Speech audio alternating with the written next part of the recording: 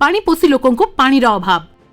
केंद्र और राज्य सरकार लोकमानक पई वसुधा योजना प्रणयन करिसेंती, किंतु केतेक क्षेत्र में एहार सुफल तृणमूल स्तर में पहुंची पारु नथिबा परिलक्षित हेउची।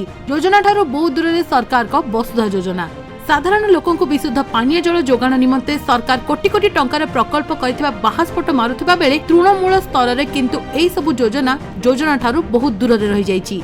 तेबे आमे कहूछु मयूरभंज जिला सालसकणा ब्लॉक अंतर्गत जालदा ग्राम पंचायत पाणीपोष ग्रामर लोकों जल जातना कथा।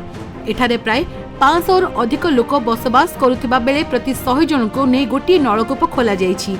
हेले एथिरे पानी बाहरे नाही बोली कहउथिबा बेले लोकमाने नाही नथिबा असुविधार सम्मुखीन हेउछन्ति। अन्यपटे अंगनवाड़ी और स्कूल छात्र छात्री माने पानी पई असुविधार सम्मुखीन हेउछन्ति बोली प्रकाश करा जाउछि। स्वाधीनतार बहु वर्ष परे मध्य गाँ लोकों अभियोग एपर्यंत विकास एठी सात सपन। वर्ष वर्ष धरी पानी टिके पाई बहु कष्ट जीवन काटुचन्ति एही ग्राम रे बसवास करुथिबा परिवार लोके।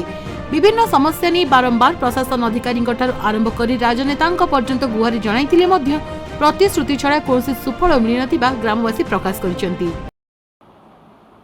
जालदा जीपी जो पानी समस्या कहते सेटा बर्तमान आमर मेगा वाटर सप्लाय सेटा अच्छी ए वर्ष लास्ट को सेटा कार्यकारी हम आउ जो पानी पोषी जो गाँ कथा कहते से गाँव में आम ट्यूबवेल खोलिले भी पानी होना तेणु प्रत्येक वर्ष से टैंकर लगे और से जो दुईटा ट्यूबवेल अच्छी से ट्यूबवेल रे खरा दिन पानी सुखी जाए तेणु खरा दिन से टैंकर लगे नहीं जो आमर पानी सर्टेज होती आमर बर्तमान आम टैंकर बंदोबस्त कराऊँगी अप टू जून 15 पर्यंत टैंकर बंदोबस्त करा। तेबे एही गाँव में बसवास करुथिबा ग्रामवासी पानीय जल अपहुंच पलटिछि। आज को 2 सप्ताह हेबो नलकूप गुड़िकरे पानी बाहरु नाही। ए बाबदरे जंत्री को अवगत कराइथिले सुधा कोनोसी सुफल मिल पारि नाही, जहा फल रे पानी पाई लोकों को विपद संकुल अवस्था रे जातीय राजपथ अतिक्रम करी जीवाकु पडुछि। से पुणी खरारे लंबा लाइन लगई पानी आनिबाकु पडुछि। एभली परिस्थिति रे केतेबेले केते जे दुर्घटना घटी जिवो ताहा कहिबा असंभव। सेठारे थिबा नलकूपरे आयरन पानी बाहरुथिबारु पीबा पाई एवं रोषेई पाई पानी उपयुक्त होई पारु नाही बोली ग्रामवासी अभियोग आनिचंती। दूषित और आयरन युक्त पानी लोकमानक तृष्णा मेंटेबार सहारा पालटिछि 500 लोकंक पई ए गोटी नलकूप। ग्रामांचल रे पानीय जल जोगान पई विभिन्न सरकारी योजना थिले मध्य अंचलवासीक पई से सब पालटिछि सात सपन। तेबे सालसकणा ब्लॉक अंचल रे सरकार कर एही बळी बहुत योजना फेल मारिबा जोगु लोके दूषित पानी पीबाकू बाध्य हेउचंती। फल रे नाना रोग रे पड़ी मृत्यु मुखरे पडुचंती बोली ग्रामवासी प्रकाश करिसंती। ग्रामवासी को जल कष्ट पाई नाके दम हबाकू पडुची।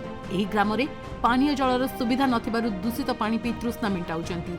पूर्वरु खरा दिन आसिले गाँ को पानी टांकी आसुथिला, किंतु चलित वर्ष पानीर कौनसी सुव्यवस्था वर्तमान सुधा ब्लॉक तरफ करा जाई नाही।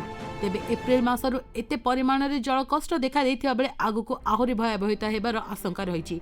निर्वाचन समय रे भोट भिक्षा करी विभिन्न प्रतिश्रुति देई नेता माने निर्वाचित हेला परे भूली जाउछन्ती ग्रामवासी को दुख।